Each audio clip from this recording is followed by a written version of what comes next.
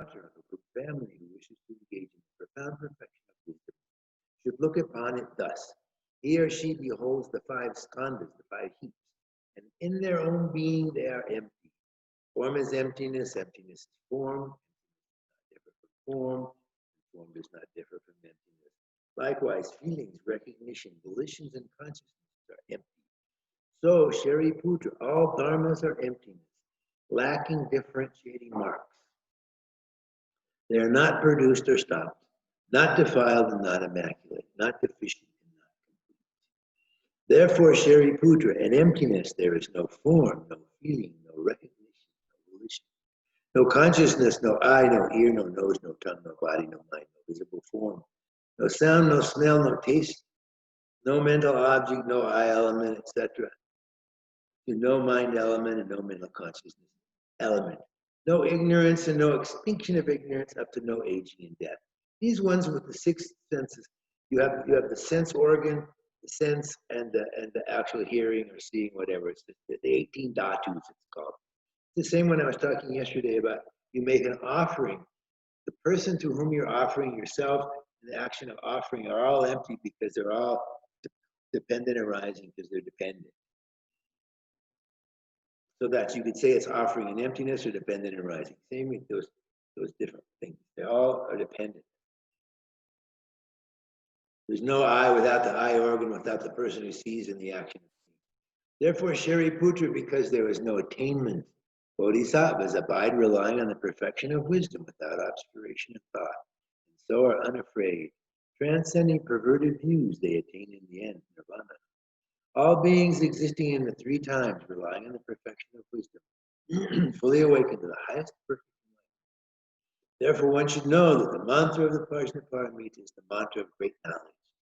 The highest mantra, the unequaled mantra, the mantra which allays all suffering, the truth, since it has nothing wrong. The mantra of the Prajnaparamita is proclaimed. Tayata, gate gate parasagate parasagate bodhisattva. This way, gate gate, paragate, parasamgate, bodhisvaha. Gate gate, paragate, parasamgate, bodhisvaha. This way, Shariputra, Shrita Bodhisattva and a Mahasattva, trained in the profound perfection on wisdom. Then the Lord arose from that concentration and commended the noble Lord Avalokita, the Bodhisattva and Mahasattva, saying, well done, O son of a good family. So it is, O son of a good family, so it is. Just as you have taught you the profound perfection of wisdom, you practiced, and all of the Tathagatas will rejoice. When the Lord had uttered this, the elder Shariputra, the noble Lord Avalokita, Bodhisattva and Mahasattva, and all the people present, including human beings, asuras, and Gandharvas, were delighted by the Lord's speech. This completes the Arya Bhagavati Prajnaparamita Vidya. So quickly, all beings have happiness and the causes of happiness. Maitri, love. May all beings, karuna, compassion. May all beings be free of suffering and the causes of suffering, which is the karuna. May all beings be inseparable from bliss without sorrow, which is mudita. May all beings abide in equanimity, free from the extremes of attachment and aversion, greed and hatred. I can't remember the Sanskrit term for it. Okay, so Tantra. Here's the day. We have so much stuff to do, it's unbelievable. I couldn't even think how to put it in the right order. I was out we're having a lunch with the staff here at Fort Down, so I managed to throw a few things together. But basically, this is where your questions will really come important, because I understand, I know this stuff, I practice it every day. So if there's a lack of a succinct presentation, and if some of you are new, a lot of the things are just going to be over your head. Why it's so important that we understand the 3 principles of the path. You have to have the motivation of bodhicitta to practice Tantra. And you have to want to have emerged from samsara. You want to emerge from a suffering way of being, and in Tantra, you're actually moving into a blissful way of being. And you have the most important understanding of shunyata. There's no way you can dissolve who you are and arise as Tara, our deity, without having an understanding of shunyata. This is what some of the things we'll be talking about. This is Lama Yeshe's introduction to Tantra. I'll be reading from that a lot, although I can't read all of it, or even a very big part of it. So I'm going to read the very first part, which I read yesterday. It set the stage. The very first thing the Lama puts in this book is the fundamental purity of mind. Because that's our basis for practicing the Tantra. It's our basis for practicing Dharma. But in the Tantras, we actually can get down to that purity of mind relatively quickly through our meditation, through certain practices. Like if Stephanie's having a dream yoga experience. So anyway, a dream state is a subtler state. And so you're getting closer to that purity of mind, closer. And first it goes on about basic purity, the story of Shakyamuni, and then the fundamental purity of the mind. According to the Buddha's teachings, no matter how confused or deluded we may be at the moment, the underlying and essential nature of our being is clear and pure. In the same way that clouds can temporarily obscure but cannot damage the light-giving power of the sun, so the temporary afflictions of body and mind, our confusion, anxiety, and the suffering they cause, can temporarily obscure but cannot destroy or even touch the fundamentally clear nature of our consciousness. Dwelling deep within our heart and within the hearts of all living beings without exception is an inexhaustible source of love and wisdom. And the ultimate purpose of all spiritual practices, whether they are called Buddhist or not, is to uncover and make contact with this essential pure nature. When we have developed our own inner purity, inner compassion and love, then we can see the reflection of this purity and loving kindness in others. But if we have not contacted these qualities within ourselves, we will see everyone as ugly and limited, for whatever we see every day in outer reality is actually nothing more than a projection of our own inner reality. The existence of this deep, essentially pure nature of mind is not a matter of belief or blind acceptance of dogma. It's a matter of experience. Countless beings throughout history have discovered this great treasure of peace, love, wisdom within themselves. And countless great teachers and guides have skillfully shown others how they too can discover their own deepest nature and experience unsurpassed happiness. This discovery automatically brings among these exceptionally kind and spiritual guides Shakyamuni Buddha, and the aim of his many teachings and methods is to fulfill our highest human potential. According to Buddhist terminology, the ultimate goal of all individual evolution is enlightenment and Buddhahood.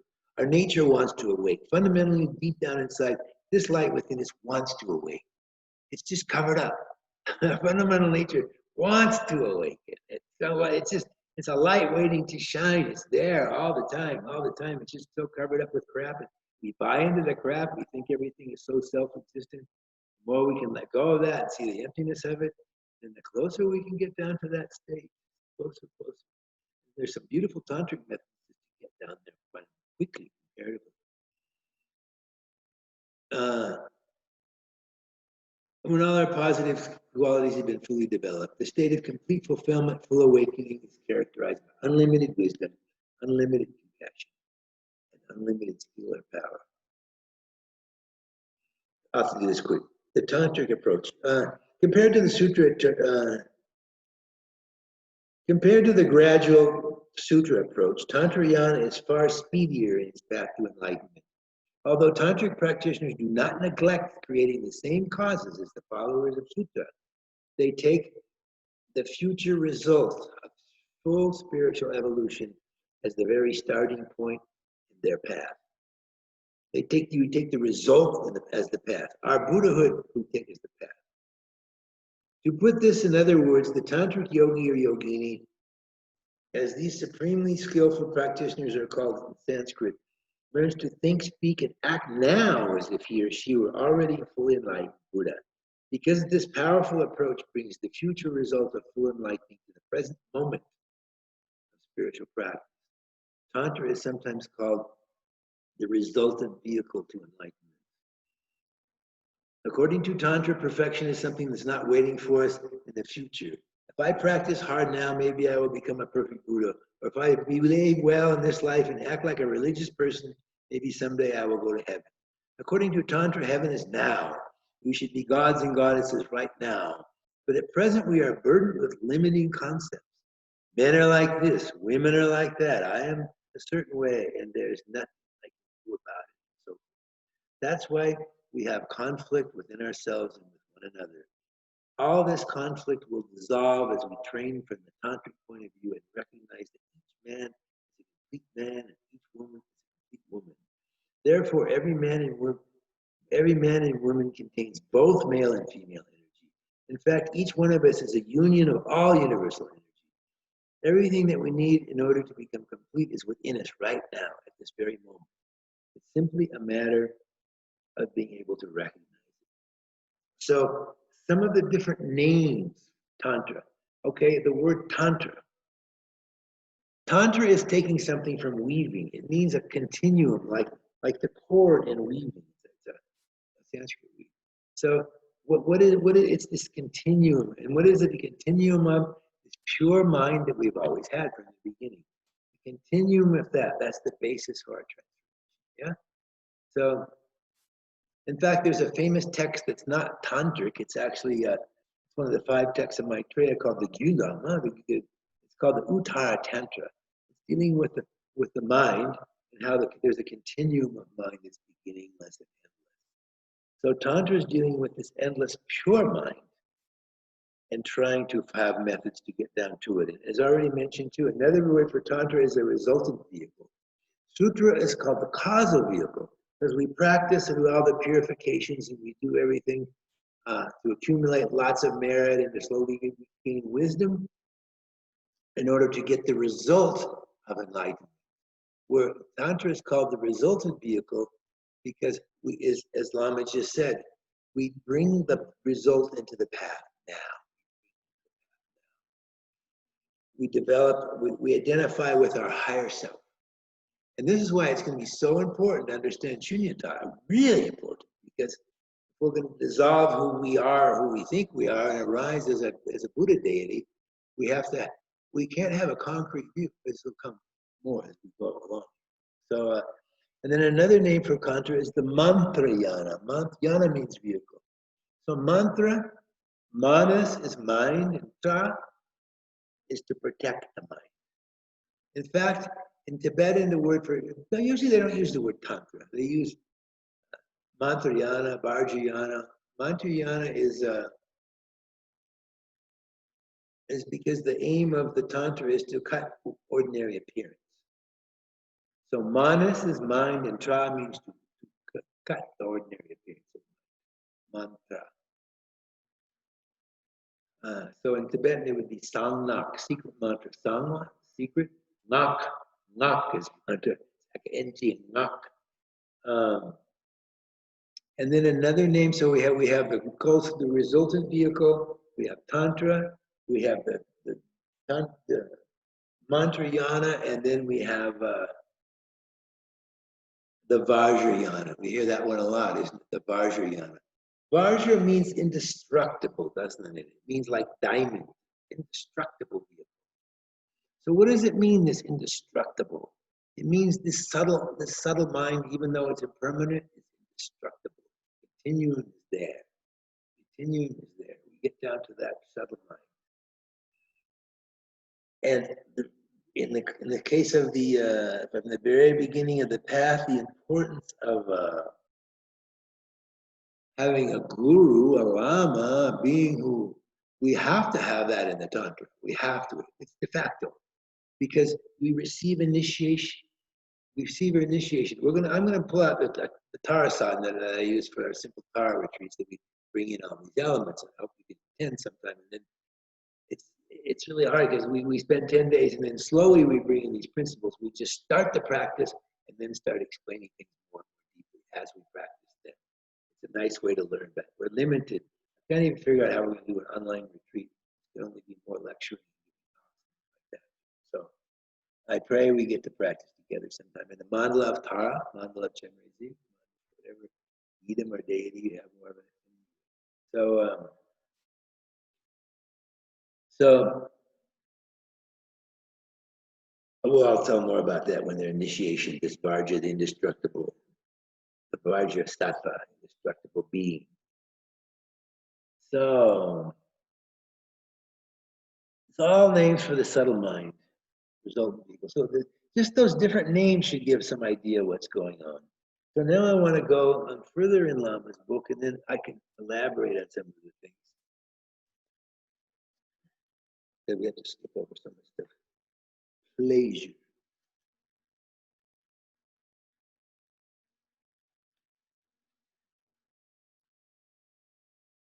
Picture form, Chenrezig. Pleasure, disappointment, and fulfillment.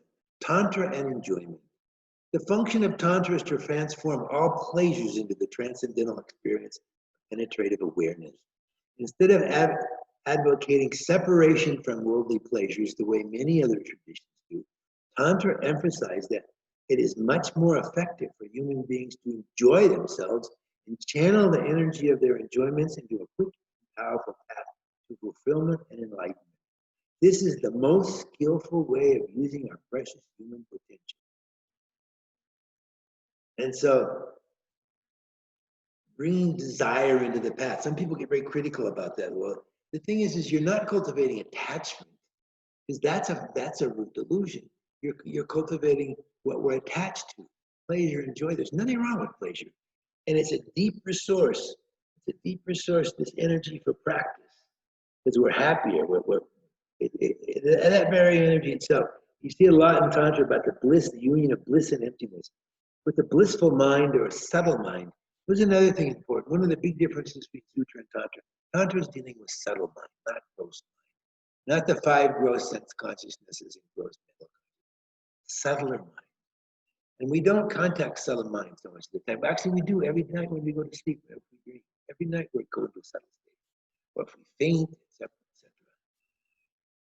And through the yogas, we try to have the ultimate subtle mind. And use that as our tool to practice. Because it says that the subtle mind can realize shunyata like that compared to logic and discussion and debate. It's very, very powerful. So many of the yogas are to bring us down to our subtle consciousness.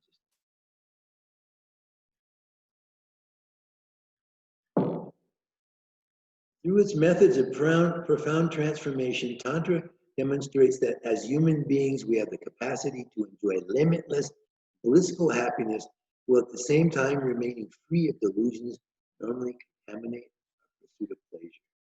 Contrary to what some people believe, there's nothing wrong with having pleasures and enjoyment. What is wrong is the confused way we grasp onto these pleasures, turning them from a source of happiness into a source of pain and dissatisfaction.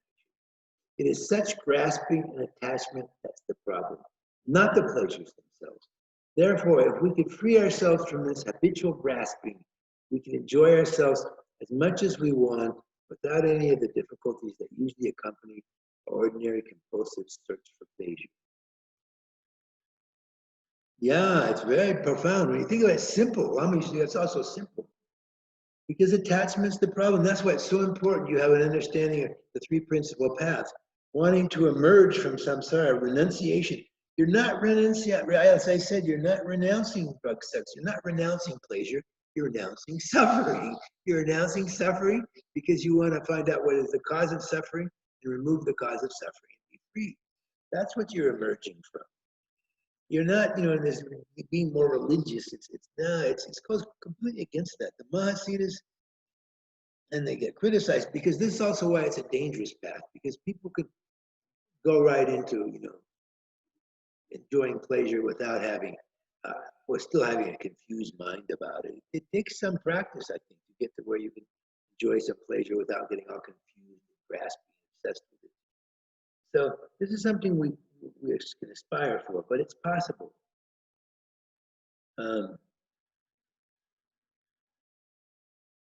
With the proper understanding of transformation, whatever we do in 24 hours a day can bring us closer to our goal of totality and self-fulfillment. All our actions, walking, eating, and even urinating can be brought into our spiritual path. Even our sleep, which is usually the darkness of unconsciousness, or the chaos of dreams, can be turned into the clear light experience and subtle penetrating wisdom. Perhaps all this sounds impossible. Certainly other more gradual spiritual approaches, including those of the Sutra path of Buddhism, stress that desire, jealousy, and the other delusions of our daily life are always impure and should be treated as poison. We are constantly reminded of their dangerous effects and are instructed to avoid their influence as much as possible. But as been pointed out already, Tantra takes a different approach, although it insists that delusions such as desires, attachment are not the source of our dissatisfaction, are the source of our dissatisfaction. Suffering, therefore, they must be overcome. It teaches skillful ways of using the energy of these delusions to deepen our awareness and speed up our spiritual progress.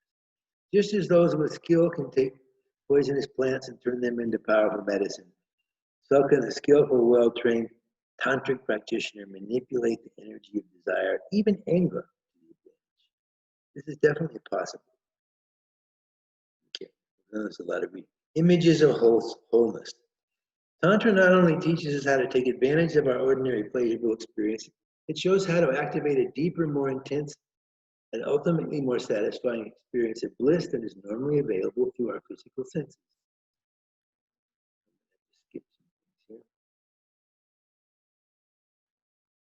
Tantra provides us the powerful methods of getting in touch with our essential wholeness. Above that is talking about our inner feminine, our inner male. We all have the feminine side. We all have the masculine side. Lama talks about this a lot. Just as the ancient mythologies, just as Jung took the ancient mythology. We all have animas. Every woman has a man inside and vice versa. But the problem is we don't integrate them inside. We don't integrate them inside. We always grasp it, for a woman, we grasp it, a man outside to bring in that energy, or vice versa for a male, instead of having it balanced. Then we can interact with people outside. Similar process. It provides method, and that's what was talked about a little bit above here. Tantra provides us with powerful methods for getting in touch with our essential wholeness. Tantric art is filled with the potent symbols of unity and completeness, characteristic of our fully realized potential. The image of male and female deities in sexual embrace, taken by some early Westerners, the Jesuit priests, people who went to Tibet. I know what they're doing. Western interpreters of Tantric Buddhism as a sign of its degeneration is a symbolic portrayal of the inner unification of our own male and female energy. When you see a tanka of a male and a female, a yidam, in fact, there's one being there. One is the wisdom and one is the action. On a deeper level, their embrace symbolizes the aim of the very highest tantric practice, generation of a more subtle and blissful state of mind that by its nature is supremely suited to penetrate the ultimate reality and free us from all delusion and suffering. On this level, the male figure represents the experience of great bliss, where the female is a symbol of non-dual wisdom. It's different from the Hindu Tantra is completely a different thing. We can't use the model. Sometimes the deities can be even the same. So in the Hindu system, the female is the Shakti. And so in the Buddhist, it's the wisdom. In the bodhicitta, the action is that of the male. There's the two bodhicittas there, actually.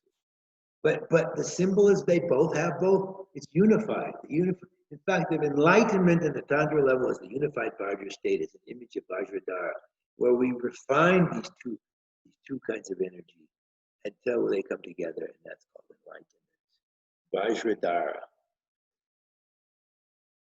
Their union has nothing whatsoever to do with the gratification of the senses, but rather indicates a total integrated state of blissful wisdom and that completely transcends ordinary sense desires.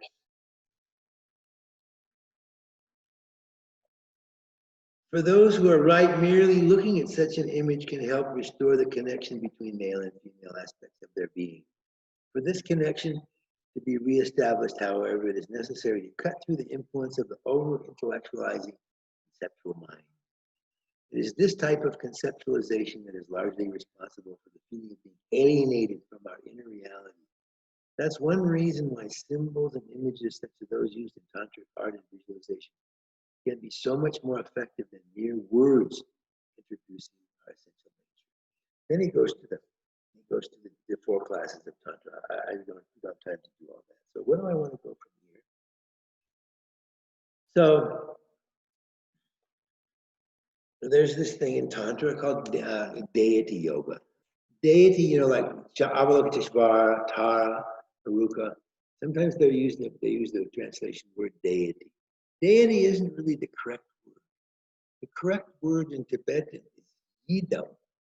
Yi is one of the many words for mind. Dam means mind seal. The same way that mantra, manas is mind, tra is to protect the mind from what? Ordinary appearance. So the yidam, becoming the yidam, becoming Tara, we'll go through a Tara sadhana briefly, becoming Tara, becoming Chenrezig, becoming Haruka. It cuts through ordinary appearance. It cuts through. Actually, maybe I should go there's a little bit further to read with Lama, and then we'll go back to more of going through this process itself.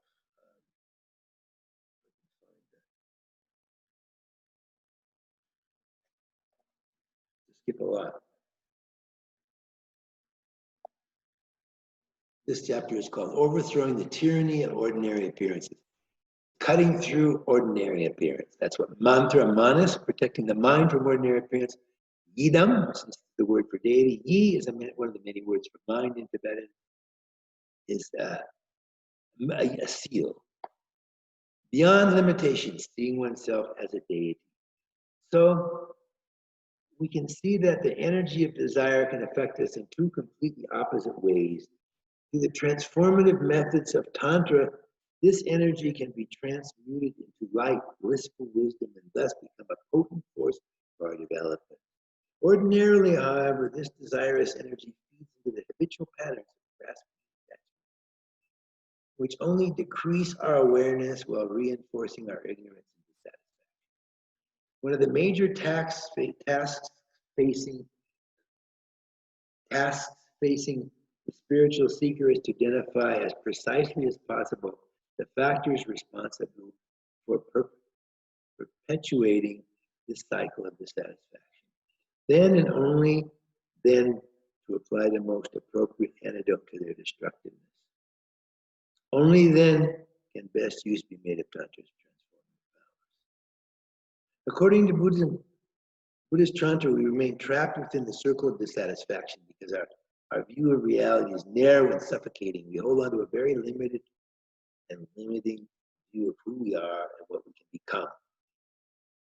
With the result that our self-image remains oppressively low and negative, and we feel quite inadequate and hopeless. As long as our opinion of ourselves is so miserable, our lives will remain meaningless. Many people feel that humans are little more than monkeys and that their human mind is nothing more than a series of chemical reactions and electrical impulses in the brain. Such a view reduces us to lumps of matter and dismisses any notion of higher dimension of human existence. For people who truly believe in such a narrow view of what it means to be human, what's the purpose? What's the purpose of remaining alive? Perhaps it's merely to experience as many sensations of pleasure as possible before we decay back into our basic nature, dust. So we're such a depressing outlook may account for much of the alienation in modern society. Tantra challenges this unreasonably low opinion of human potential by showing us how to view ourselves and all others as transcendently beautiful gods and goddesses. In fact, one of the essential practices at all levels of Tantra is to dissolve our ordinary conceptions of ourselves and then form the empty space into which these concepts have disappeared. I'm going to talk about this. This is the most important thing. Understanding emptiness, how we are empty, we're dependent and rising, how we dissolve the understanding that what we grasp as I or me doesn't exist that way at all. And especially grasping itself as I as miserable and I as a failure and I a low self-image, all that, the very basis that never existed that way. Emptiness, we dissolve ourselves into that and then we can arise as this higher being. It's so important to understand. So I'll still read a little bit more here. Let's skip a little. It's the simple truth that if we identify ourselves as being fundamentally pure, strong, and capable, we will actually develop these qualities. But if we continue to think of ourselves as dull and foolish, that's what we'll become. To give an example of tantric transformation, you might visualize yourself. Here he says Manjushri, we're going to do Tara, but okay, I'll just read it as it is. We might visualize yourself as Manjushri, a princely deity usually represented as reddish yellow in color, holding a sword, discriminating awareness in his right hand, and the text of the Buddhist perfection of wisdom, like the Heart Sutra, in the left. This we can do whether we are a man or a woman. It transcends. Tara transcends men and women. Buddha transcends men and women. They're beings who have integrated the male and female within themselves. You can't even say that they're man or woman. In fact, Manjushri, in the Chinese tradition, is a female aspect. And in fact, Avalokiteshvara, Chenrezig, in Chinese tradition, Kuan Yin, Koan, is a female aspect. They both have both integrated. If you meet a Lama Yeshe, she's totally integrated as male. Completely free from that dichotomy, which causes so much grasping outwards to bring something in to feel whole. So this we can do whether we are a man or a woman, since tantric visualizations completely transcend our ordinary identification as male and female. But such a visualized image is not, in fact, the actual Manjushri wisdom. Wisdom itself, the completely unobscured insight of a mind that has realized its full potential, is the actual. And the purpose of seeing ourselves in the form of this particular deity is to hasten the development of the wisdom already within us. Manjushri's double-edged sword, for example, symbolizes the ability of enlightened wisdom to discriminate between what is true and what is false by cutting through misconceptions and superstitions. The more closely we identify with such a deity, the more having become familiar with what his attribute stands for, the more deeply we stimulate our own mind. The growth of these qualities represents. I've got to skip. This is not a fairy tale. Such transformation has been the experience of countless tantric meditators in the past. There's no reason why, if we exert sufficient effort, we should not experience the same transcendental results. Problems of self-emanation. The question is always coming. But why should I emanate myself as Manjushri or any other deity? You may ask, I already have it difficult enough for me to emanate myself as a man or a woman. So why should I change my appearance and put on another mask? Manjushri. Good question. What we have to remember is that when we emanate ourselves as Manjushri, it's not to manifest as something different from what we already are. We already have the profound qualities of such a divine manifestation within us at the moment. The reason we practice emanating ourselves as a deity is so that we might fully recognize and cultivate these qualities, rather than remaining miserably trapped within the limiting projections of the self-pitying attitude. I am ugly, stupid, weak, and worthless. You may still wonder, but how could Manjushri or any other tantric deity, for that matter, be the essence of what I already am? I don't look like any of these deities. I'm not orange or blue or green. I don't have more than one face and two arms, the way many of them do. Of course, objections like this will arise, but if we're ever going to put them to rest, first we have to examine very closely who we think we actually are. First, your present face is not you. Your bones and your flesh are not you. Neither your blood, your muscles, nor any other part of your body are the essence of what you are. This is standard Sutra meditation. To the extent that you can say that your body is like a mechanical robot, because by itself it is powerless to function, it has to be controlled by something else. And just as the computer program that controls the robot and makes its function is your mind or consciousness, psyche, soul, or whatever you want to call it that gives your body. Therefore, if you are looking for the essence of who you are, if you want to know what you are responsible in your life, you have to look into your mind. And the other thing is, from the moment you were born and up till now, you have manifested many different ways. None of us is static and unchanging. For example, when you are filled with anger, you look like a demon. At other times, filled with love, you look like a beautiful angel. None of these manifestations, whether angry, peaceful, jealous, loving, compassionate, stupid, or wise, arise primarily from your body, from your physical form. They all arise from the power of your consciousness. And I'm going to stop on that, and then I want to go a little bit into, I wanted to introduce Tara practice, the Tara Tantra.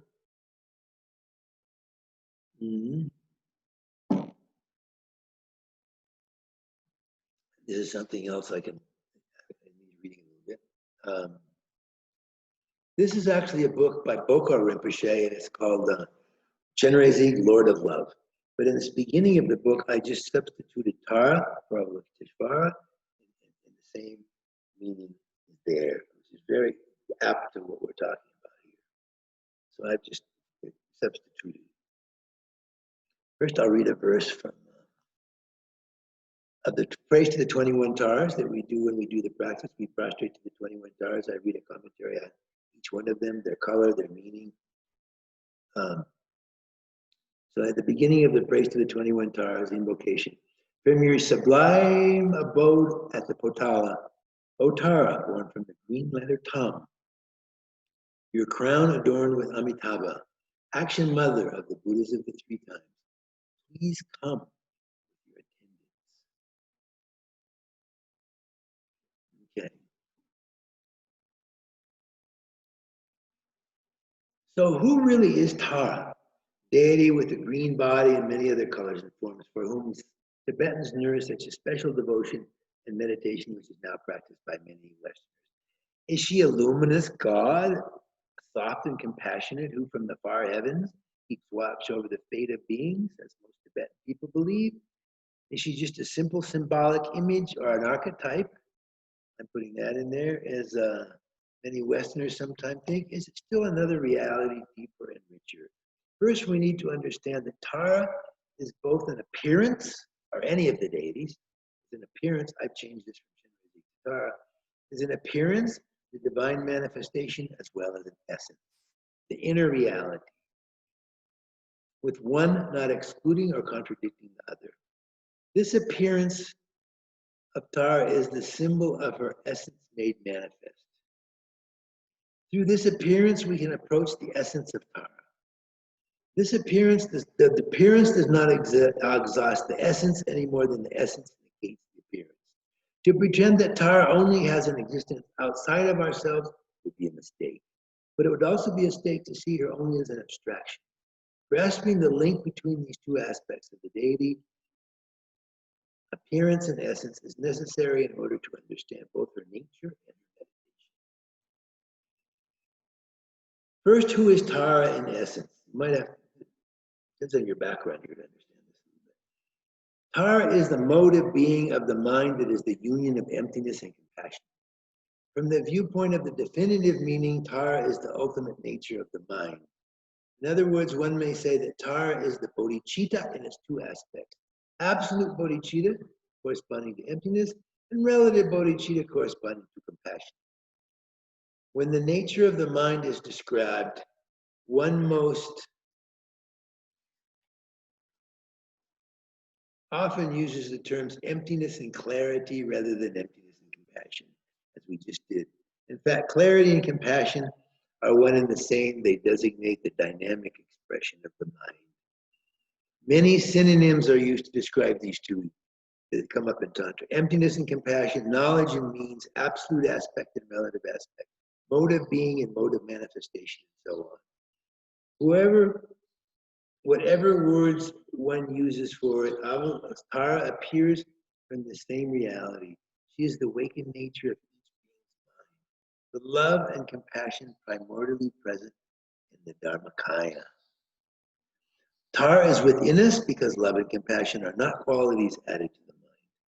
These qualities are part of the awakened state. Even for us, for the moment, this state exists only as a potential. The different degrees of love and compassion that we can observe from one being to another correspond to the greater or smaller actualization of this potential, to the influence or greater or less degree of Tara or Chenrezig or any other Yidam in ourselves.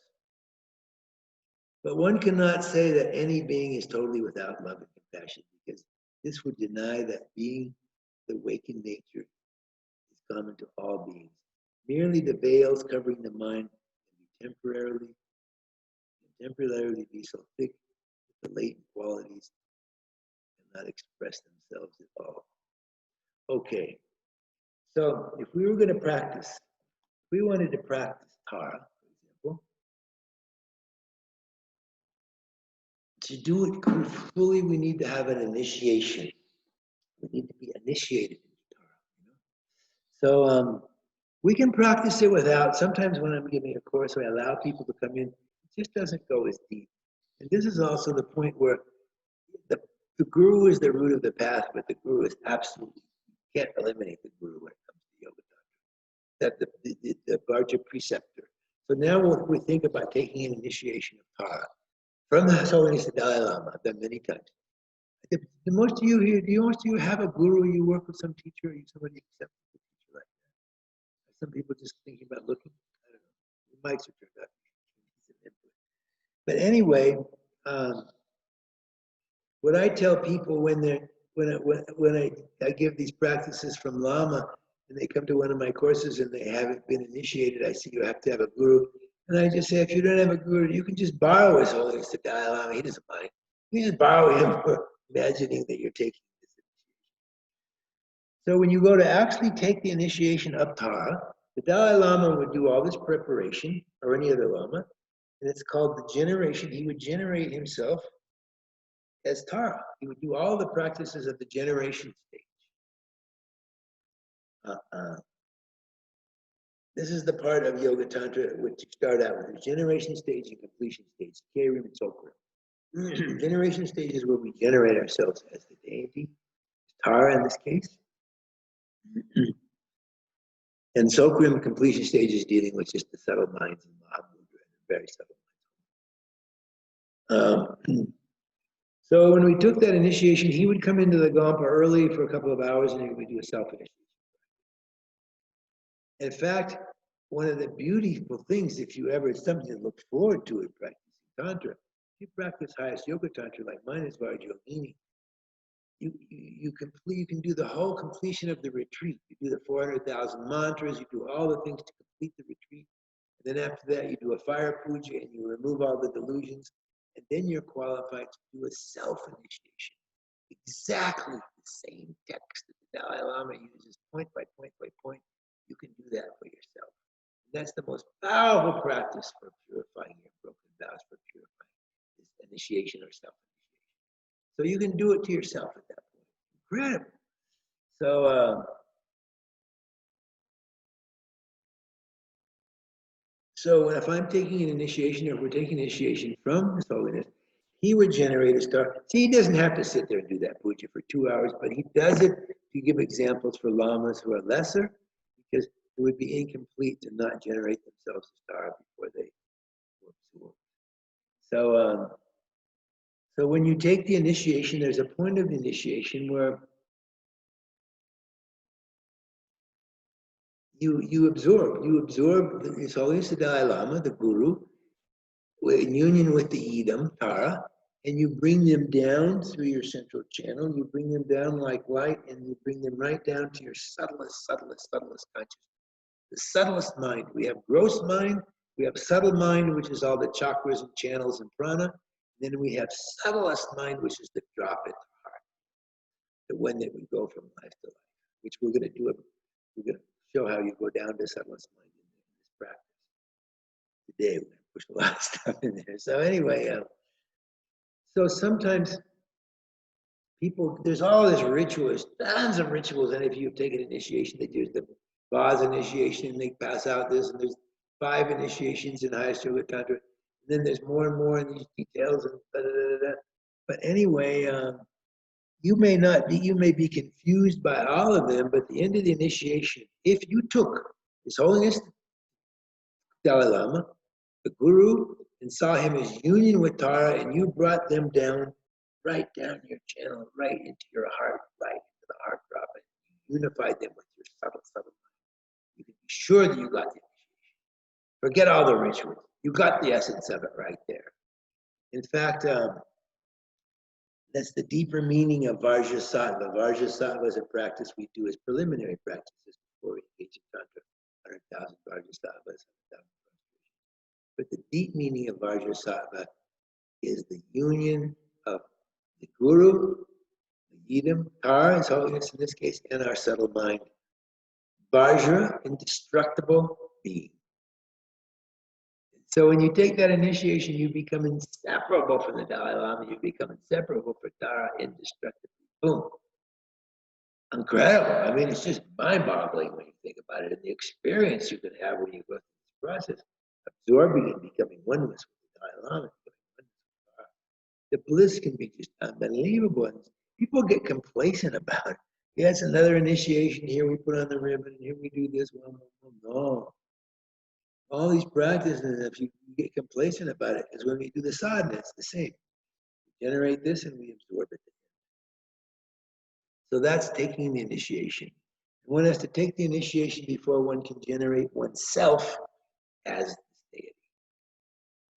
The practices that you can do without having had the full initiation is you can imagine Tara or Avalokiteshvara on your crown, and in their heart is the Re and the mantra going around. In the case of Avalokiteshvara, in the case of Tara, Om Tari Tari Turi Svaha, you can imagine saying the mantra and having the purifying light coming down and giving you blessings and setting out light to all beings. And even at the end of that, this is why I push it a little when I allow people who aren't initiated to do these retreats. Even if you're not initiated, at the end of the sadhana, you can absorb the Guru at Tara until, like Lama Zopa, the way he writes it, until my body, speech, and mind become inseparable from that of Tara, which is kind of becoming Tara, but you can't arise in that form, technically. So we work with that. So all these are profound experiences. In one sense, they're simplicity itself. They make just that sense. But okay, so why do we have to have emptiness? Why is it so important? There's a point in the initiation where the Dalai Lama would have this vase, this boompa, and on this vase is a tsakali, it's a little tanka, a little painting of Tara.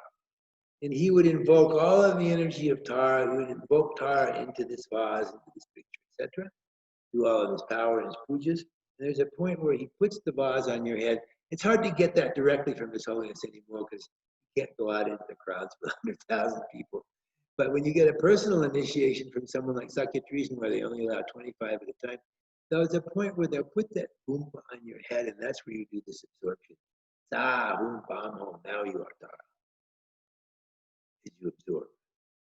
But without understanding shunyata, without understanding emptiness, no, this is a very strange process. So before when you do a sadhana and arise as Tara or do this practice, you dissolve yourself into emptiness. You have to understand shunyata. Om svabhava shuddho sarvadharma svabhava shuddho ham. All phenomena are empty, I am empty. So that the being that we created, Jimmy, with all of the things that Jimmy's bad, Jimmy's good, all of the lifetime of self-image dissolved. That's how you can arise as Tara and be free from yourself. You can see the emptiness of all this stuff. We should every day anyway, even in the Sutra path. We should mention the emptiness of self, the emptiness of our delusions, the emptiness of our bad self-image. But this is a very powerful and effective way to do it. But if you don't have some understanding of dissolving yourself into shunyata before you go and you say, now I am Tara, become Tara. If you go from being self-existent Jimmy, self-existent Shiva, self-existent solid concrete, to becoming self-existent Tara, the psychologists have a word for this, and it's called psychosis. It's called psychosis. You know, you're dissolving one side and you're becoming something. And people who aren't balanced, who don't understand the two truths, they can take an initiation. They go, now I'm Tara. Anybody who says I'm not Tara, they're a demon. Oh, you know, there's not understanding the two truths. You know, conventional and the ultimate is very important before that transformation. Some understanding of it. And the psychologist would say, okay, I've got a mental institution. I've got a ward. I've got Napoleon. I've got Hitler. Why not have Tara? You know, why not Tara? Why not Vajrasattva? Because at that point, boom, this again came up at the conference that I mentioned before, where I was lucky enough to attend, with His Holiness and all psychologists. It was a precursor to the Mind Life conferences that I got to go to, and they would discuss these things. Like I mentioned yesterday about ego, we're not trying to dissolve an ego, we're trying to dissolve the false I. So if you're going to do a sadhana Uttara, I have one here. If you come, we want to do a retreat together. This is a sadhana Uttara. This is a picture of Uttara. Up there, you can't see it, but there's 21 Taras. There's statues in this cabinet, most beautiful ones, all blessed by Khandrila, each one different, etc. And so, at the beginning of the practice, well, I'll just go through, I'll just paraphrase it. At the beginning of the practice, you go Om Svabhava Shuddha Sarvadhamma Svabhava Shuddha. You dissolve the guru into emptiness, you dissolve Tara in the emptiness, you dissolve yourself. So at the beginning, on the crown of your head is Tara, in union with the Dalai Lama, and then there's a point where you absorb them. But before that, you have to, and when you absorb them, you meditate on emptiness right at that point. You say, the mantra is always said, Om Svabhava Shuddha Sarvadhamma Svabhava Shuddha Om. That's the beginning of a sadhana. And then arises Tara. If you're initiated, you can arise as Tara, but either way, Tara arises. And then the entire rest of the practice that you're doing, the puja, the sadhana, a sadhana is a meditation text. Like this is a sadhana going through all aspects. Sadhana in the Hindu tradition is like your life's practice. In our tradition, it's like the Tara sadhana, Chenrezig sadhana, whatever. So throughout this sadhana, what's happening is you have Tara. You think very clearly that on your crown is the Dalai Lama, on your crown is His Holiness, on your crown of your head is Tara. And this is, if you think about this, it's mind-blowing. I've had the experience of being able in a photo session to sit and hold hands with the Dalai Lama during the photo session, and he's sitting there squeezing my hand, and the voltage is going, I'm almost passing out from it. It's just so mind-blowing. But he's on your crown. And if you watch Khandrila, if you watch Lama Yeshe and a puja, this part, things going on, they are totally into it. They're not just sitting there reciting words. On their crown, Dalai Lama is their guru and Tara. And then at the end, when you absorb, it's like boom. So anyway, from that comes the deity. And so then there's all these practices like the 7-limb prayer, making prostrations, making mandala offerings, all the practices to increase merit. I can read kind of getting past the point quickly, but anyway, I always use the 7-limb prayer in our sadhana. It was written by the Dalai Lama. The whole path is here. And it was written by the Dalai Lama. I put it in all my sadhanas when he was a young boy. The Dalai Lama was a young boy. They came and asked him to write a sadhana about himself. And he goes, I'm not going to write a sadhana about myself. That's insane. That's egotistical. That's crazy. I don't write. They said, please write a sadhana about yourself. And so he wrote a sadhana. Many of you have maybe practiced it. It's called the Union of Abba This kid wrote it reluctantly, only with the motivation so people could benefit as they wanted. So there's this 7-limb puja, prostrating. First, there's prostrations, and then there's offerings you make to this Tara, His Holiness. There's confessing made, my mind being oppressed by the stifling darkness of ignorance, any wrongs against reason and vows, whatever mistakes I've made in the past. A deep sense of regret, I pledge never to repeat them. Without reservation, I confess everything to you. Rejoicing. All of the limbs, requesting. I request you to awaken every living being from the sleep of ordinary. His wording is incredible. This is this kid writing this. That's why I use this example of the 7-limb prayer. The original 7-limb prayer comes from the Avatamsaka Sutra, the King of Prayers, written by Samantabhadra Bodhisattva. I request you to awaken every living being from the sleep of ordinary and instinctive defilements, divine music of the Dharma's pure truth, resounding with the melody of profoundness and peace, and in accordance with the dispositions of your various disciples. And then we'll have to just skip through the rest of these. Entreating, I entreat you to establish your feet. So prostrating creates merit, especially if you can prostrate in the circle of the three. This holiness and of ourselves and the act of prostrating are empty. Offerings, it's the same as I mentioned yesterday. Confessing purifies. Rejoicing, the most powerful thing you can do to practice very easily is rejoice in the good fortune of happiness of another. One of the most powerful practices that you can do in the Dharma, and this doesn't even have to be Tantric. If something, you can rejoice. You can rejoice in all the actions of the great awakened beings, and then you enter into their mind stream.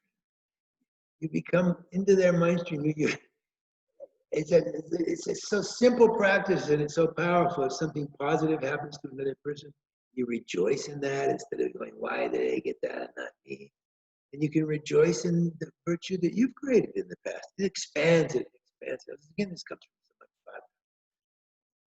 Rejoicing. Lama Yeshe used to say, you could stay in bed all day and rejoice in the wonderful deeds of another, and you can make more merit toward the end of the path than doing all this practice. Just because it means you're opening your heart. We don't rejoice in it. If the person next door wins the lottery, do we rejoice and think, oh, how wonderful, how wonderful? But we go, no, what about me? You know, even in Dharma centers, the example I always use in Dharma centers is like, because rejoicing is so important. This practice is so important. It's so simple, but it's truly what it means to open the heart. Because in Dharma centers, what's happening, this is what I've seen many times. See, the Dalai Lama's coming, your Lama Zopa's coming. So people are working in the Dharma center, they're cleaning, they're working, they're doing everything to make this happen, you know. Working in the center, working, devoting, Rinpoche's coming, and cleaning up, and making all this merit for Rinpoche coming.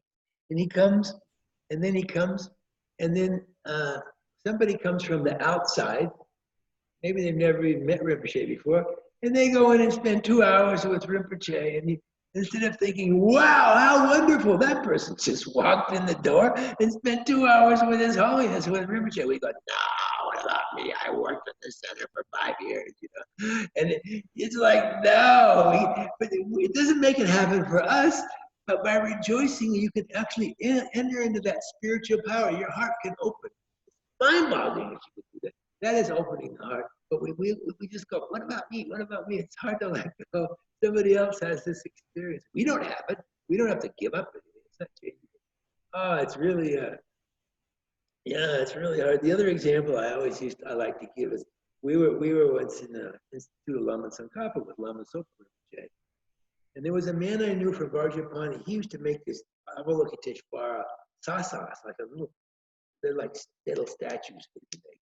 And he made one out of pure crystal. He went through a lot of diamond cutters and he made this pure, beautiful, even at cost, he didn't make profit. 25 years ago, they were. So this one woman bought one and offered to Lama Zopa, I'm going to give him the best gift in the whole world. I'm going to give him this gift. And she gave it to Lama Zopa. And then a couple of days later, there was this cute, maybe 16, 17-year-old German girl with her blouse down. And he goes, look what the nice Lama gave me. And the woman who gave it went, you know, come on, that's not giving. So it's so hard to stay open. Of course he's going to give it to somebody else. Of course, real giving you give. You know, it's a great gift. You know? So anyway, this rejoicing is tough to do, but all of Dharma could be practiced. It's really important to get that bit in, since this is the last day. So anyway, there's these other practices. You offer mandalas to the deity, and you do all these other. You take the initiations from Avalokiteshvara, from Uttara Holiness. You do that, and at the end of the practice, you dissolve. Above the crown of your head is the union of holiness and the union of Tara. And at one point at the beginning of the sadhana, you've also invited all the enlightened beings, bodhisattvas, Buddhas from the 10 directions, all of them absorbed in there. So what you got sitting on your head isn't just this holiness. I mean, if you were a yogi or a yogi, my God, you're just in bliss all the time. out these beings on your crown, and then you can dissolve them down. Become one with them, one with them. Unbelievable, blissful if you can really do it. So that's basically a simple tantric sadhana. And at this point, I wanted to introduce the most profound of the generation stage. I don't know if I even brought my picture of a tom. I thought I had. There's a seed syllable from which it all arises, tom for Tara and different ones for different beings. Maybe just there's a little one in the back of the book. That's a tom. That's the seed syllable of Tara. And from Avalokiteshvara, the seed syllables re. It means that that being came from that seed. It's kind of one of the things in the process. So this is the most profound practice of the generation stage of Yoga Tantra. At the end of every sadhana, you absorb yourself. You go through the different absorptions. And these are exactly the same absorptions you go through when you die. Exactly the same. When you die, though, at each time something happens. So I'm going to briefly go through those.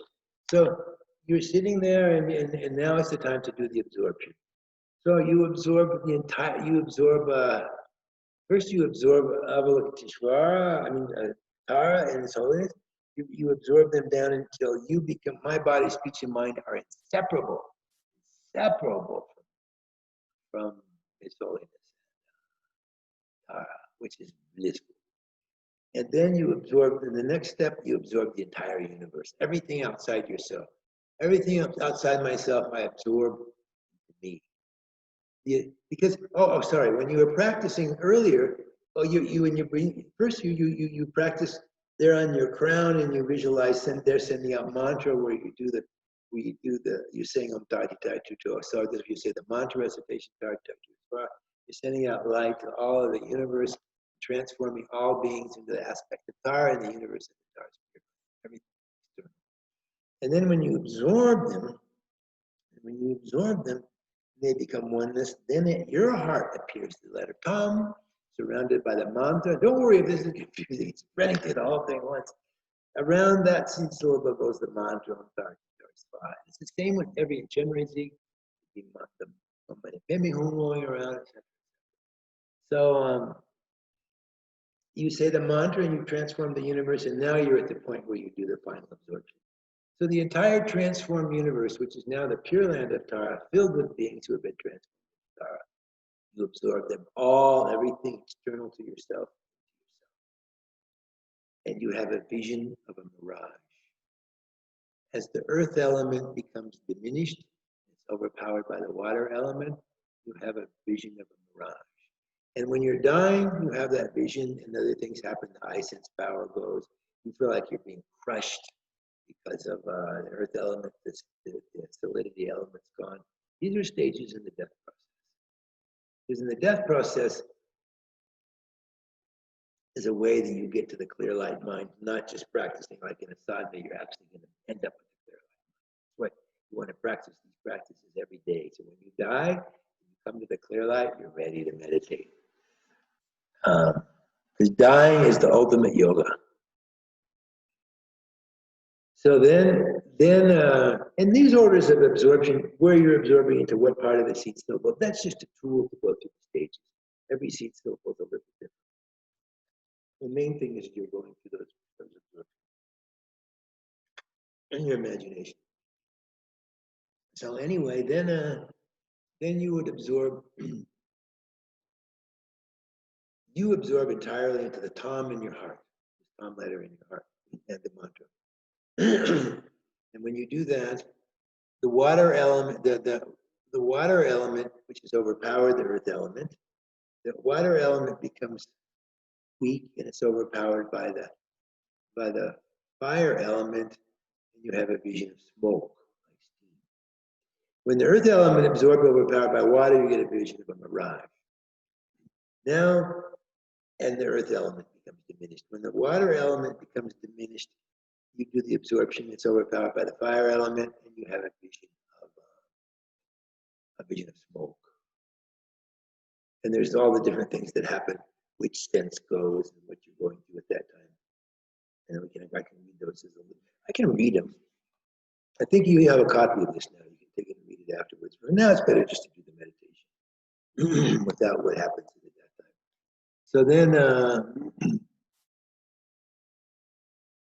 So then you absorb into the tom letter.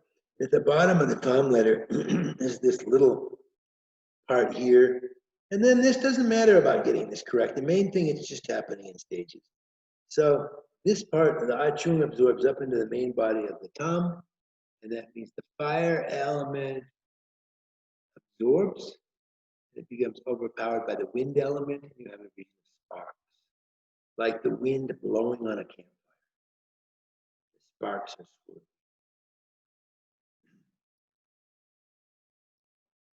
As the fire element becomes weakened, so overpowered by air element. Then you imagine you're absorbing it. You are the tom now. You absorb up the head, and you come up to the headline, and then you get to a point where the air element, the last element, absorbs, and you have the vision. A vision comes of like a flame, a dim little flame in a dark room that is just about to go out. So that's it. The flame goes out because the wind element itself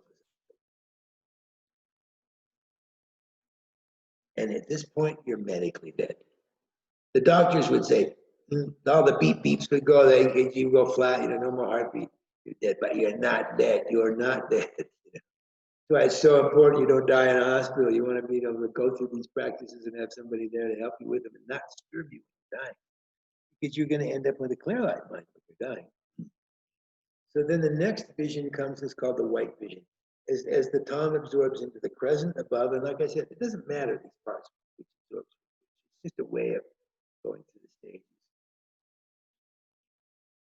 At your crown is a white drop, and it comes down through your central channel, and it envelops. Now you're at the level of subtle mind at the heart, not subtle mind, but subtlest mind. As the white drop comes down and envelops that drop, which is your subtle mind, only white appears, like the white on the bottom. And then there's the red element. Then as you absorb into the final little drop at Tigre, the red element comes up from the navel, 4 fingers below the navel, and up to your heart, and you see only red. And then and then it becomes encapsulated, and you see only blackness, darkness. And you can go through in the yoga text all the other conceptions that dissolve the final conceptual minds. Go during this time at what point? But at the end of this, when the black vision disappears, it's like a curtain dropping. It's like it opens the curtain. And there you are with the clear light nature of your mind, the very fundamental purity of your mind that you had, beginningless and endless, is there. There it is. That's what you are. Pure, clear light nature of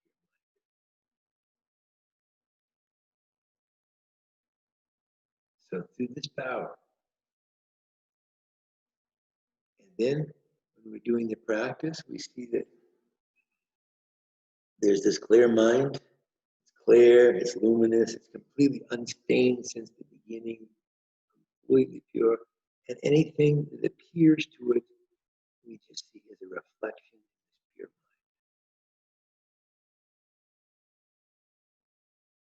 mind. And we even carry this meditation out between the sessions. Anything that appears is just a reflection in my mind.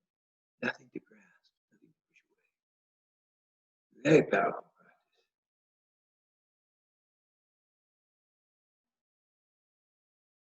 And then we dedicate. Or if you're initiated, then you would arise as the deity. But if you're dying, you would try to remain in this pure light. And each one of us will experience this pure light. Each one of us gets a chance when we die to have the same experience of the greatest yogis ever. Talopa, Naropa, Pamasambha, Tsongkhapa. They can do all this with the inner yogas. They bring the air into the central channel, they make it happen. Or they do it through dream yoga, and they do it like that. But everybody, when they die, attains the same state as the greatest yogi or yogini. So the point is that when by doing this practice, in your sadhana, every day when death comes, you're not going to be afraid. This is going to start happening.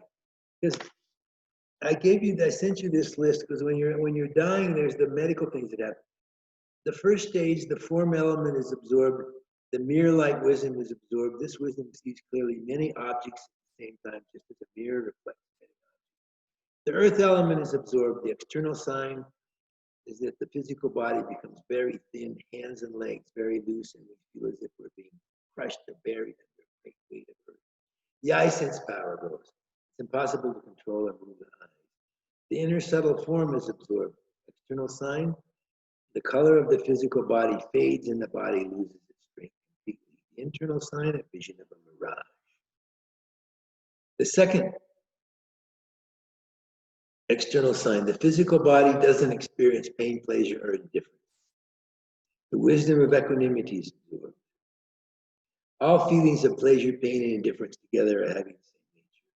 The external sign is that we no longer remember these feelings. That is, the feelings perceived in the mind as distinct from those experienced by the physical body. The water element is absorbed. You have this, it's been sent to you. External sign, all the liquids of the body, urine, blood, saliva, sperm, sweat, dry up. The ear sense power is absorbed. The inner sound is absorbed. The external sign, the buzzing in the ear ceases. And the internal sign is a vision of smoke. The third stage, the aggregated discrimination is absorbed. The external sign, there's no longer any recognition of our relatives and friends. The wisdom of discriminating awareness is absorbed. This wisdom discriminates and remembers who our relatives and friends are. External sign, not remembering their names. The fire element is absorbed. The heat element of the body disappears in the capacity to digest. The nose sense power is absorbed. The nose sense power is absorbed. The external sign, breathing becomes difficult and weaker. Breathing out becomes stronger and longer. The inner smell is absorbed. The external sign, the nose no longer detects smells. The internal sign, the vision of sparks of fire. The fourth stage, the aggregate of phenomena, combative phenomena is absorbed. External sign, the body can no longer move. The all-accomplishing wisdom is absorbed. This is the wisdom of attainment, remembering, outer work and success and their purpose. The external sign is losing the idea of the necessity of purpose of outer work. The air element is absorbed. The external sign, breathing ceases. External sign, the tongue contracts and thickens and its root turns blue. The tactile sense power is absorbed. Neither soft nor rough sensation can be experienced. The internal sign, the division of a dim red light. The last flickering of a candle. Now we're medically dead, but we're not dead. Through these other visions, we become more and more subtle, and we're still there. That's why you don't leave somebody there. But by doing this practice, it can actually work. I've gotten a taste of this practice, just practicing it when you do your sadhana. Sometimes you just go through it in a perfunctory way, but somehow the mind gets more subtle. As we do this dissolutions in our mind, we're ended up when we're meditating with a much subtler sense of mind. See, if you're overwhelmed by this, you should be. Because normally we would do this every day and we would gradually explain how it works. But somehow I just wanted to get it all in there. And this is the essence of Hayasura Tantra. It's called, what's going on here is called Ku Sum Lam Care. Ku is body, Sum is three, the three bodies of a Buddha, Dharmakaya, Sambhogakaya, and Nirmanakaya. Lam is the path, care, bringing them into the path like that. So when you go down to the clear light, that's bringing death into the body of a Dharmakaya. And then after that, when you die, you go into the Bardo state. In the Bardo state, you can be anywhere in the universe instantly. And so that's very similar to the Bardo being when you go down to that meditation. Very similar. Like dreaming is very similar to the Bardo state. You can dream and be anywhere. And that's called purifying the Sambhogakaya. Bardo and the between state in the Sambhogakaya, and then birth, you come up and you develop as a fetus, that becomes similar to the Nirmanakaya state. So this is the profundity of Yoga Tantra. And Lama Yeshe had us doing this practice at our beginning meditation courses at Kopan. He didn't do it as a Yidam practice. He wasn't giving it in the context of Tantra, but he had us practice that every day, and he was criticized. He was criticized by all the great lamas for giving away the secrets. You're giving the secrets away to beginners. Lama Yeshe's answer was, why keep a secret what happens to everybody when they die? Come on, More people that can practice that meditation, the better, because when death comes, they're going to die and they're going to be able to recognize the state. And when you're not dead yet, you can do it in the context of Deity Yoga. And another thing mind-blowing about the Deity Yoga, you dissolve yourself into emptiness. From emptiness arises Tara. And at the end of the practice, Tara dissolves back into you, and you become oneness with Tara. And if you initiate it, then you can even become Tara. And what's happening there? You're meditating on emptiness without philosophy, without debating on the debate courtyard. Tara is empty. Tara comes from your mind, and it's visualized through your visualization, and she comes back into your mind and is reabsorbed, full cycle, coming back to the source, your own mind. So you see that Tara is empty of existence from her own side because she's come from your mind. And actually the same thing happens to us every day when we go to sleep. The whole world absorbs. This is a subtle mind absorbs. The whole universe absorbs. Not for other people, of course, You go to sleep, the whole world absorbs, and you wake up in the morning and it starts to come up again in forms. So actually that's what's really happening in life. If we could see that, you come out of your deep dream state and the world arises again. And by doing that, it's easier to see things as just originating from your own mind in that sense, being labeled by your own mind. So the Yoga Tantra is incredibly powerful. It's simple, but it's very, very powerful. So I pray someday that we'll be able to do this practice together and really do 10 days of practicing it with all the explanations. Sorry if it's an overload. Thank you for your patience. And is there any other questions? Any questions? Somebody got to have a question. This is our last time together. Sayonara. I have a question. Okay. Go ahead. Is there any, like, physical kind of breathing, technique that can help us, recite the mantras or the visualization into the channels? Yeah, it actually at the very beginning, it's the first thing that Lama Yeshe teaches when you do any meditation. You breathe in through one channel, the right channel, and then you imagine breathing out to the right channel. Okay, so the 9 round. Then the other one back, it's called the 9-round breathing. Have you ever done that? Yeah. Then you imagine it both going into this. But when you get to highest Yoga Tantra, what we've done here is just it's not even the completion stage. It's just a facsimile of the generation. Generating is the deity. But in highest Yoga Tantra, at the completion stage, it's all about manipulating the wind. The deities and things are just the tool. They're just a method. It's all about bringing all of your energy winds into the central channel and doing Ba's breathing and causing the fire of Tumo to burn, 4 fingers below labor, open all the chakras. And that's what one's doing in the completion stage.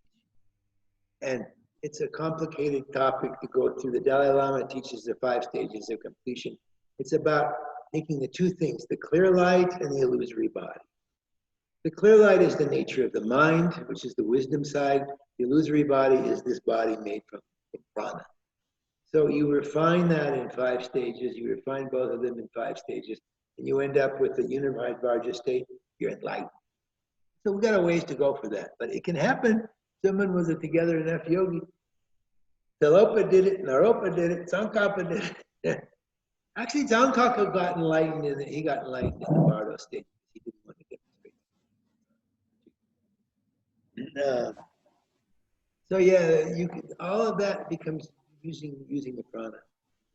controlling it.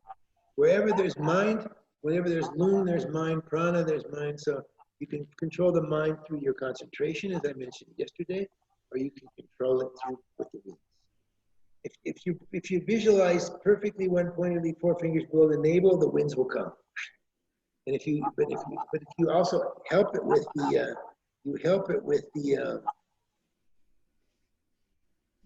with the vase breathing, then you're playing both sides, the mind and the wind. The yogas of the concentration of the mind and the yogas, they work together. Thank you. You're welcome. Is there anything else? We have the director wants to give a little talk at this point, but we can continue questions afterwards. Is that okay? Are there some more questions? Hi, Jimmy. Okay. Hi. I just quickly wanted to know. I mean, you've been talking about the subtle mind and the very subtle mind and the gross mind. I wanted to understand if it's different parts of the mind or layers that reveal after one subsides, or do we understand it as different sections of the mind in terms of structure? I don't quite put that together, your question. Can you repeat? I wanted to know if the subtle mind and the gross mind can be considered as different parts of the mind. No, yeah. Well, there's the there's the gross mind, which is the 5 sense consciousness, yeah, and gross mental consciousness, yeah. So that's the one that functions all the time. It's the one we deal with every day. It's entirely conceptual. It's entirely conceptual, and then the subtler mind becomes more perception. You have to study the mind. What is conception? What is perception? But anyway, you go to the subtle mind, and when you've gone to the subtle mind, the gross mind has been blocked. As soon as the air is going in the central channel, the gross mind, forget it. It's just like when you're asleep, the gross mind isn't functioning. You do this whole thing when you go to sleep. You do this absorption we just did when you go to sleep, actually.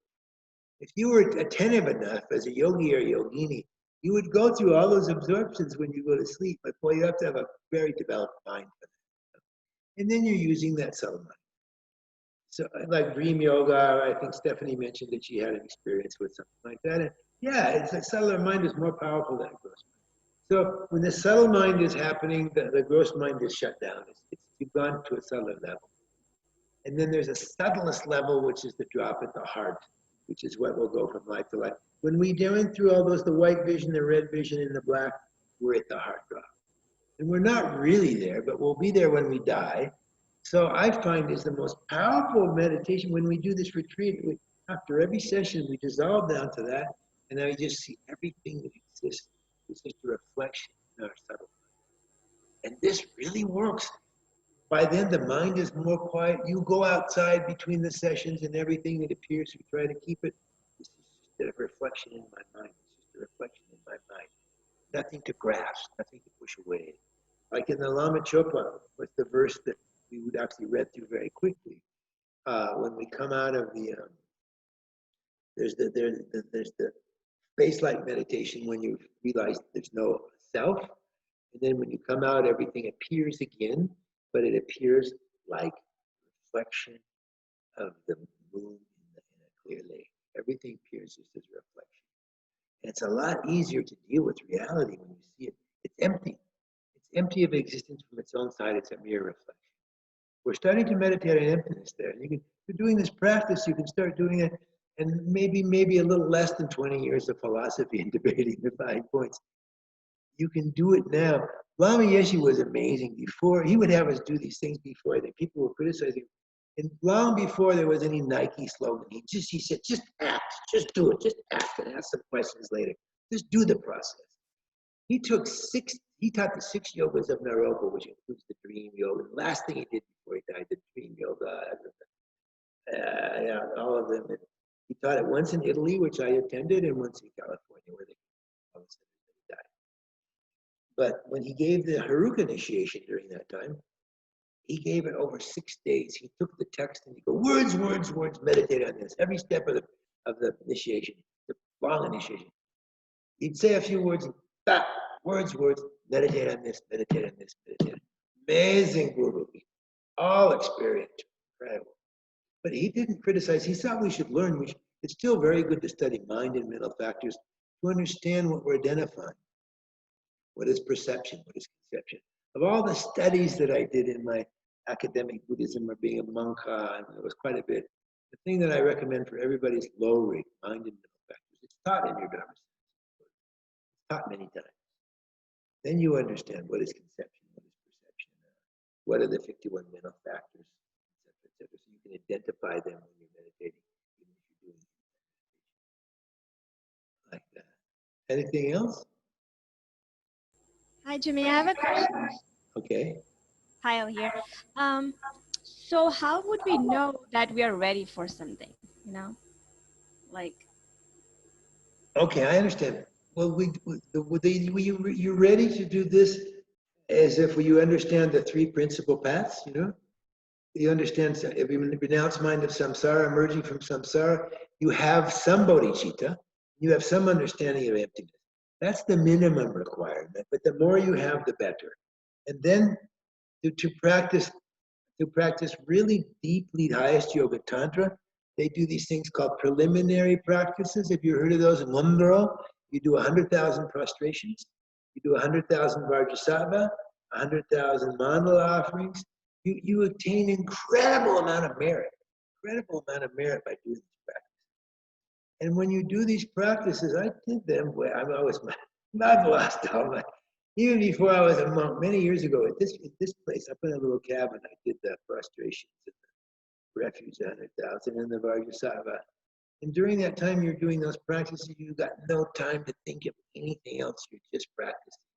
And so it's just, and they're called Lundro. Lund means before in Tibetan, dro, before going into highest yoga tantra, you do those practices.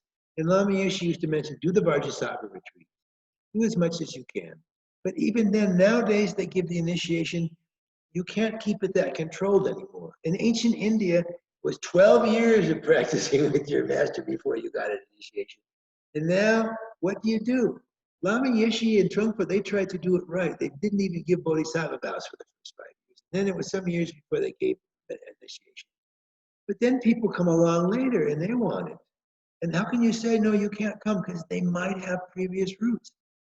I met people who come in and they just click with all of it. You'll know by that too. Probably if you find a lot of interest from hearing this, it's a sign you're ready to hear more. Other people will go, I don't know, this just doesn't make any sense, or I don't care about it, it's just too much nonsense.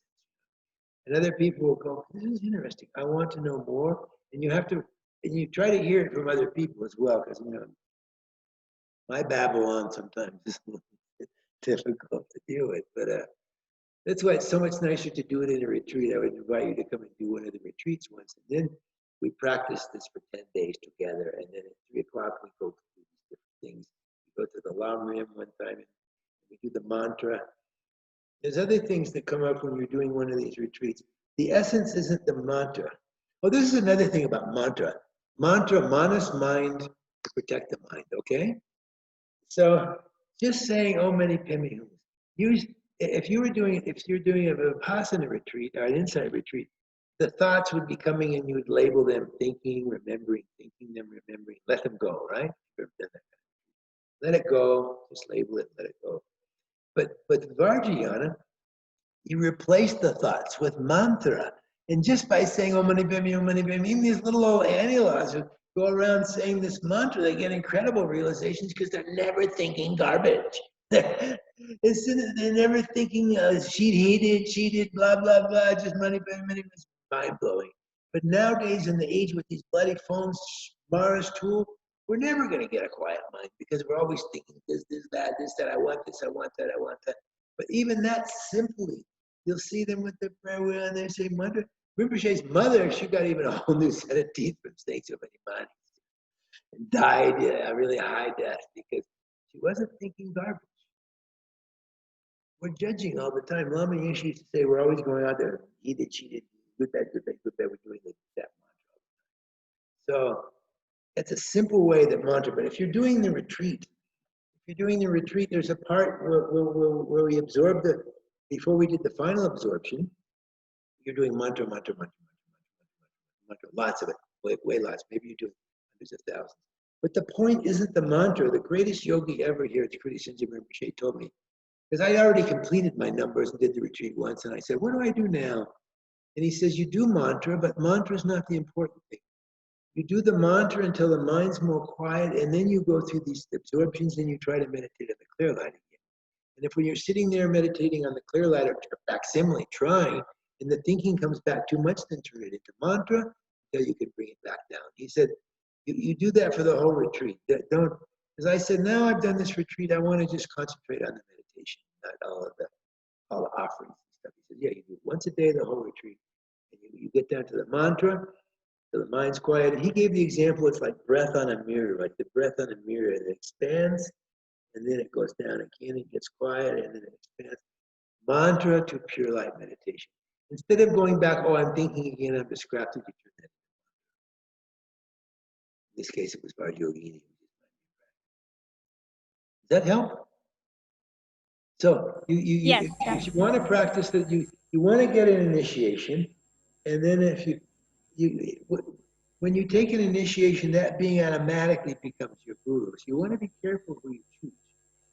You want to make sure that that person is, you can look, yeah, there's no choice anymore. Once you've brought them down to your heart, and it's the same way with you fall in love with someone. If you really bring someone down to your heart, don't ever cut them out of your heart. You don't have to live together anymore, you can separate. But don't turn them into garbage. Why cut somebody out of your heart? You end up with a cut up heart. That's a philosophy I've had since.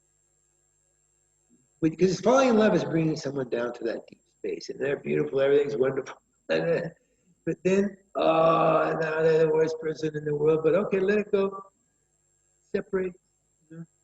But with the guru bringing down to the larger part of the heart, you never want to think this guru is garbage. No, you shouldn't really think that about them anymore.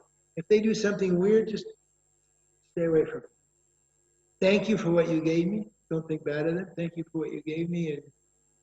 And so it's hard in the modern times when these great gurus come to town and you don't know if they're good or not. In the olden days, you practiced for 12 years with your master, and now what happens? Where are you from? From India. Which town? From Kolkata. Huh? Calcutta. Okay, say Kolkata. Okay, so Calcutta, or if it's a Western city, say Calcutta, there's some posters up that Ding Dong Rinpoche is coming and he's going to give this highest initiation, and you don't know who Ding Dong Rinpoche is, and he's going to give this great thing, and he's an incarnation of Manjushri, and he's high. So you can come and give the initiation. Well, more in the West, it's like $300 for the weekend, and you go do it. And you don't know that person's a very good Lama or not. They may be licentious, they may be a bogey yogi, like half of them are. And so it's hard to choose, isn't it? So it's better to wait until you have confidence in someone. And sometimes that can be a few people you trust. They've been with this person, they've observed them for many years, they seem pure. Otherwise, it's a long way from spending 12 years with the disciple. But we're in a darker age now. But there's an opportunity. But sometimes people go take initiation, it turns out to be from some great big life. Yeah, makes sense. Thank you. Thank you. Yeah, it makes sense. Okay. So I want to have Emma. Yes, Jamila, I'm here. Can you give your talk, and then I can do more questions after if you want. Sure. Thank you so much. Just 2 minutes. It won't take long. So I want to thank you so much for all being here. Thank you so much for your presence and participation. And I want to thank you, Jamila, so much for coming up here and teach this 4 days course. Thank you, Jamila, so much. And I want to thank my colleagues, Felipe and Antonine, for taking care of the technical part. And yeah, so if you would like to make any offerings to Jamila, that is, I think this is we have another opportunity to practice generosity. So offerings are most welcome for Jamila if you like his teaching and if you find this beneficial. So to make the offerings, you can write to us, register at tushita.info so that we can give you the link. And some of you have been, I think, in our courses already. So I think some of you have links already, so you can make the offerings. And also donations are most welcome for Tushita as well, so that we can continue organizing this kind of online courses. Yeah, thank you so much, everyone. Thank you. Thank you, Jamila. Done. Okay, thank you. So any other questions before we depart? Oh, one thing very important, do you all have my email and my phone number for WhatsApp so we can continue our dialogue? Did you all get that before? Yes, they got it. Yes, Jamila. Did you? Everyone? jigme9@gmail.com? Jigme9 @gmail.com? Gmail.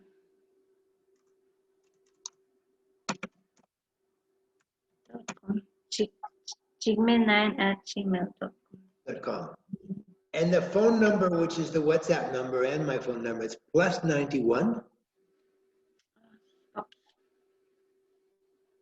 Just give 98054.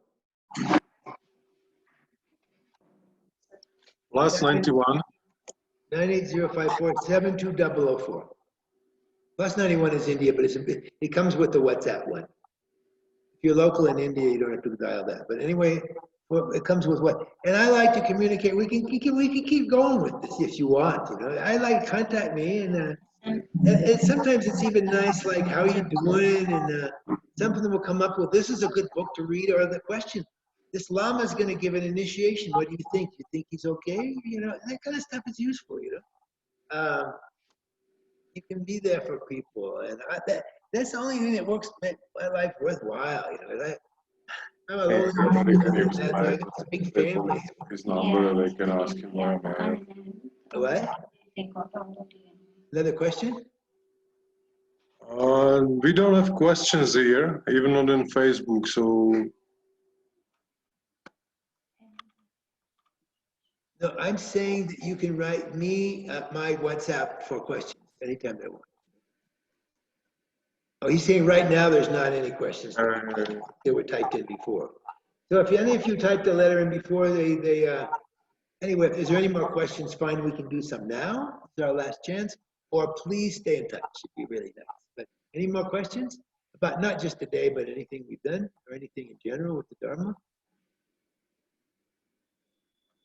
Nope, great. Yeah, okay, good. Well, thank you very much for your patience, and I hope we meet again and can practice together, you know, and not be socially distanced, but practicing together, Tara, and doing the practice and the dissolutions, and it's really a wonderful thing to do. You know.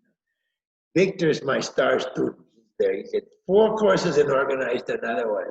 We practice together this stuff. He's really super, you know, because it's not my Dharma, I invented it, it's Lama Yeshe. My life is teaching Lama Yeshe's way. It gets kind of lost. It's a little different than kind of the way of teaching. He has us doing meditating on clear like Mahamudra. Some people would ask him, you know, would you teach Dzogchen or Mahamudra? And he'd say, that's all I've ever taught you. You just listen. Everything I say is Mahamudra or Dzogchen. People always want some high title, you know. Lama was incredible being. He knew how to communicate. So I feel it's my duty but not even more than a duty, to pass on his way, some of his humor and the way he had us meditating right away with things like this. This is highest Yoga Tantra, even if people are uninitiated, having them doing it. And then, yeah, like that. Amazing communication. So his book, Introduction to Tantra, is really, really good. I was quoting that in some places. For general Tantra. And his other books, he does one on Vajrasattva, does Vajrasattva practice. He's got a few out. Becoming the Compassion Buddha on the Chenrezig practice. The sadhana I mentioned that His Holiness wrote for himself that he didn't want to do, that sadhana and that commentary by Lama Yeshe is in Becoming the Compassion Buddha. Lama Yeshe stuff in general. And also His Holiness. Okay, so thank you. There's no more questions. We'll part our ways. Is there other people there besides these people? Do I have to move the screen to see other people? I don't know how this works. If I click something, will I see anybody else? No, I'm seeing about, yeah. Okay, good night. It's night here anyway. I hope we meet again, and please let's stay connected on WhatsApp or something.